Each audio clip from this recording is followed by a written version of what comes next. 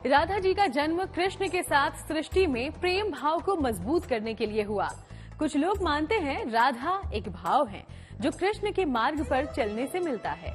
माना जाता है अगर श्री कृष्ण की कृपा चाहिए तो पहले राधा जी को मनाना होगा। राधा अष्टमी पर आप प्रेम में सफलता पाने का उपाय भी कर सकते हैं।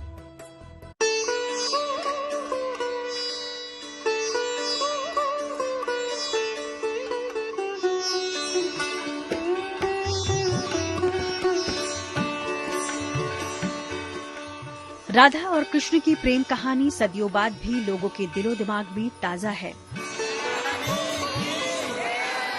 एक ऐसा प्रेम जो जितना चंचल और निर्मल रहा उतना ही जटिल और निर्मम भी।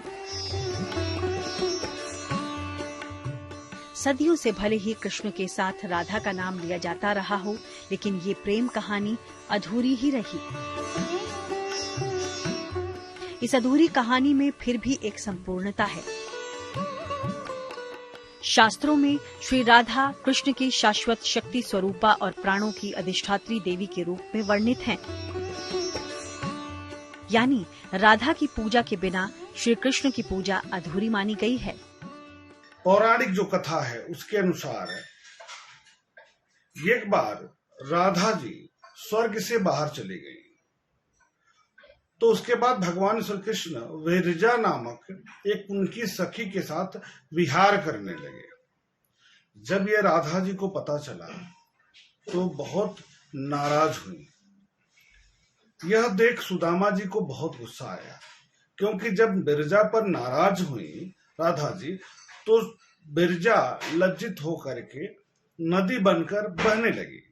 सुदामा जी को गुस्सा आ गया। जब राधा जी ने देखा सुदामा के इस स्वरूप को तो नाराज हो गई, और नाराज होकर उन्होंने श्राप दिया कि अगले जन्म में वो दानव के रूप में जन्म लेंगे।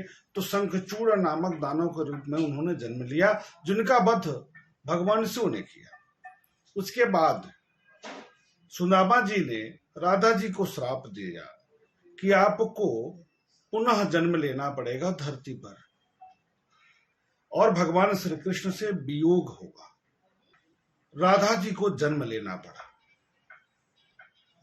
अब यह साक्षात लक्ष्मी स्वरूपा मानी गई है। इस कारण से इनके पूजन करने से, अर्चन करने से, व्रत रहने से श्रेष्ठ फल की प्राप्ति होती है।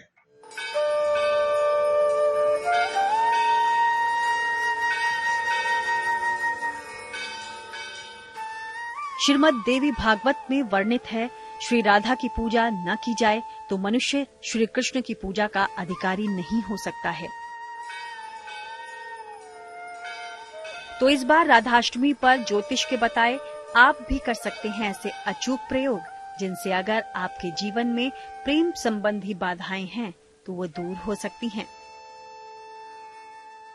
पद्म पुराण में वर्णित है कि 1000 एकादशी व्रत के पुण्य के बराबर फल प्राप्त होता है राधा अष्टमी के व्रत करने से। भगवान श्री कृष्ण का परम आशीर्वाद प्राप्त हो जाता है राधा रानी की इस पूजा करने से। इस दिन पूर्ण मनोयोग के साथ पूरे परिवार के साथ अगर आप पूजा अर्चन करते हैं, व्रत रहते हैं, तो निश्चित तौर पर जीवन में सभी प्रकार के सुखों की प्राप्ति हो जाएगी। इस दिन व्रत करते हुए कथा का श्रवण जरूर करना चाहिए। व्रत के कथा का महात्म शास्त्रों में, पद्म पुराण में अनंत गुना बताया गया है। इससे आपके जीवन में सभी प्रकार के कष्टों का सहज रूप से निवारण हो सकता है, ऐसी मान्यता भी है। प्रेम में सफलता के लिए कैसे करें श्री राधा की उपासना?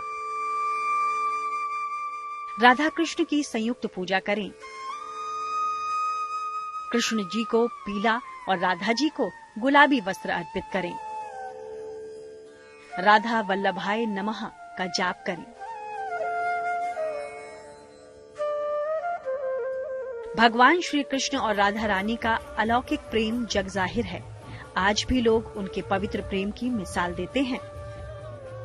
शायद इसी कारण ये संयोग बना कि भाद्रपद माह के कृष्ण पक्ष की अष्टमी तिथि पर कृष्ण जन्माष्टमी मनाई जाती है। वहीं ठीक 15 दिन बाद इसी माह में शुक्ल पक्ष की अष्टमी तिथि पर राधाष्टमी के दिन व्रत रखने और राधा रानी के साथ कृष्ण जी की पूजा करने से जीवन में खुशियां आती हैं। तो अब जानिए वो महा उपाय जिससे आपको मिल सकता है अखंड भक्ति का महावरदान।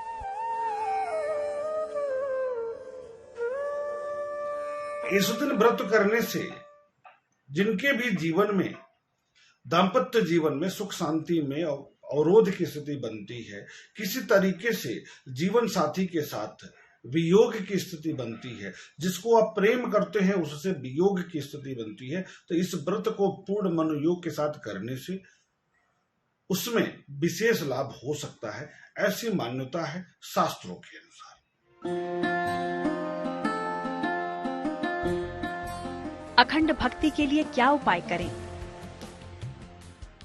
तो राधा और कृष्ण की मध्याह्न में संयुक्त पूजा करें, उनके समक्ष घी का एक दीपक जलाएं, तुलसी दल और मिश्री समर्पित करें।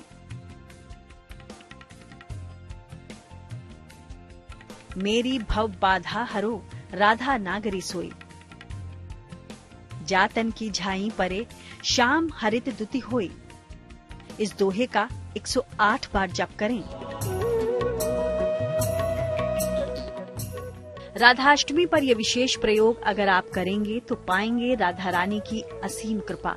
लेकिन श्री राधा जी की ऐसी स्तुति भी है जो शिव जी ने राधा को प्रसन्न करने के लिए पार्वती जी को सुनाई थी। ब्रज भक्तों में इस स्तुति को बहुत सम्मान का स्थान प्राप्त है।